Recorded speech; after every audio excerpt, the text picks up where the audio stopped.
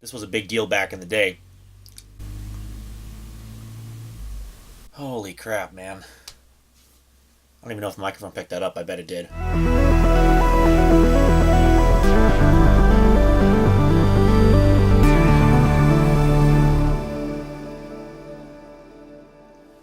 Good day, folks. Jordan here with another software overview video. Today we're looking at Ubuntu 17.04 Zesty Zapus, released on the 13th of April 2017. Now this release doesn't have much going for it, but there was one notable thing with the reviews that I've read about Ubuntu 17.04, and that was this was the last major release to use the Unity 7 desktop environment by default.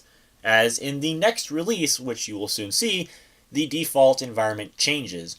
Now, in the next release, in addition, the Unity 7 desktop environment still does exist as a fallback, but, well, you'll see that it's kind of, sort of not necessary by that point. But we'll leave that stuff for its own video. For now, let's talk about the minor differences with Ubuntu 17.04. So one of the biggest headline features that I think is worth talking about is the drop of 32-bit PowerPC support. Now, if you aren't aware, pretty much many major Linux distributions back in the 2000s ran on top of PowerPC because that was the kind of hardware that the Apple Mac computers at the time were running, such as the G3, the G4, and the G5.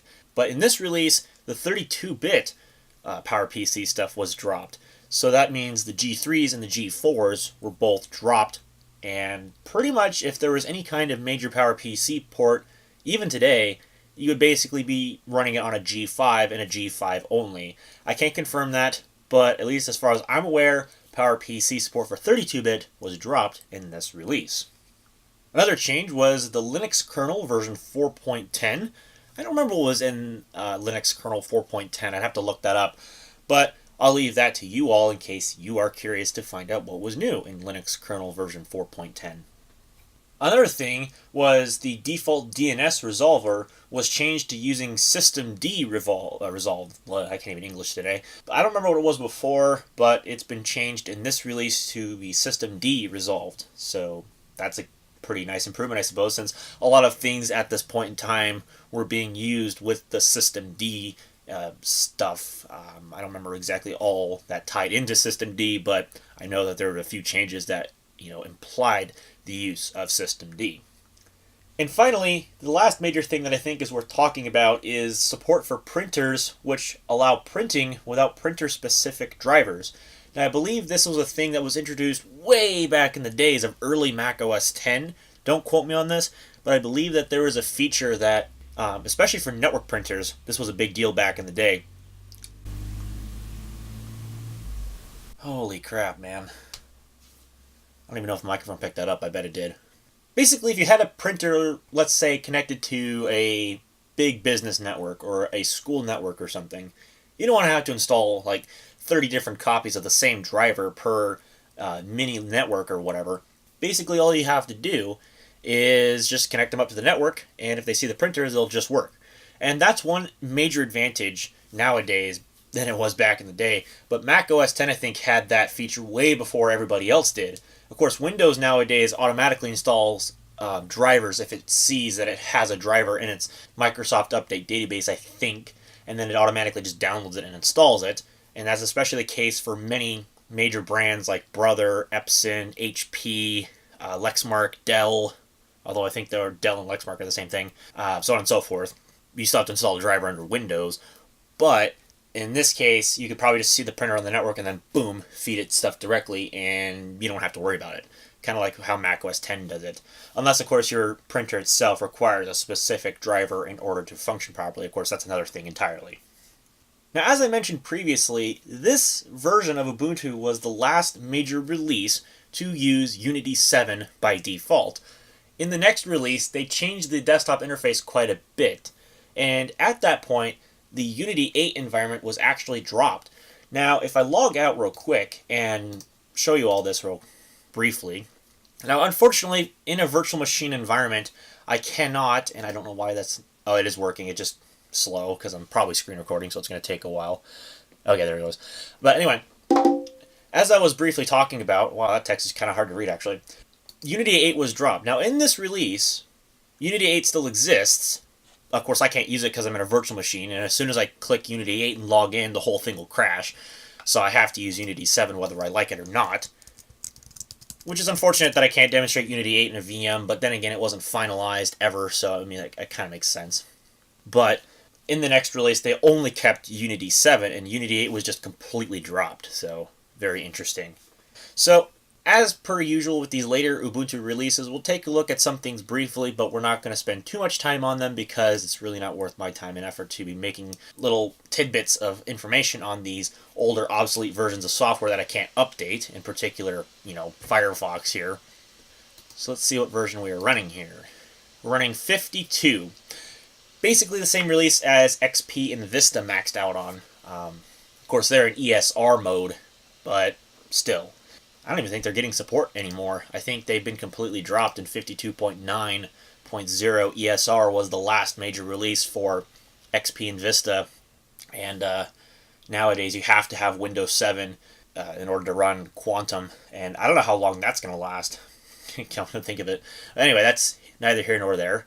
Oh, it's experienced an internal error. I bet you that's probably got something to do with when I was trying to launch Unity 8 earlier. Comp is? Huh. Well, that's interesting. Whatever. Doesn't matter. Let's go ahead and check out what version of LibreOffice we have. It's under the version 5 release, or major release, I guess, however you want to categorize it. 5.3 it looks like. Oh, and this is cool. We actually get a template selecting wizard now. I don't know if they call it a wizard under Linux, but hey, I'll call it that. I think we'll pick something a little different than the blank one. Let's try the Midnight Blue theme. Let's see what that looks like. That's not too bad. I imagine if you were to import some more fonts, you could make this really look nice. Basically something that you'd find on the Microsoft Office catalog. But anyway, I'm not making a presentation. I'm here to check what version we're running of the LibreOffice suite, which is version 5.3.1.2. There you can see the Linux kernel version 4.10 right there. Let's see what else we can dig into here. I don't think I've ever taken a look at Thunderbird Mail in these videos and see what version of Thunderbird we're running, because mainly I've never really been interested in plugging in an email address into this particular program. It just hasn't been interesting enough for me to do that with. Whereas you can see we're running Thunderbird version 45.8.0, and it looks good to me. I wonder what the more modern versions of Thunderbird look like. I guess when we get into 18.04 long-term support, we'll probably check that out. Somebody will probably hold my word to it, but by the time you'll be watching this, that video will have already been created, so whoop-de-doo, right? Anyway, we'll take a brief look at the Software Center. Oh, this is new. A brief little starting up screen there. I wasn't expecting that. Inkscape. Create and edit scalable vector graphics images. I doubt that works and installs, because as soon as I clicked install, it didn't do a thing. Yeah, it doesn't do a thing. And I imagine it doesn't work because, well, it says it's up to date, but yet there is no updates because all the updates for this release are gone, of course. One thing I actually haven't done in a little while is check the version of the built-in Ubuntu browser, which is under this installed category here. It has a different icon to it this time around, so we can take a look at that here. There we go. Okay, so the tabs have a different look again. They're slightly elongated than the last time. And the interface looks probably a little different. I couldn't tell you for sure. So as per usual with these videos, we're going to go ahead and go to google.com and do the whole what is my browser thing. It's probably not going to tell me anything scientific though. Chrome 57 on Ubuntu Linux 17. Of course, none of those things are installed because Chrome doesn't support that stuff. So, yeah.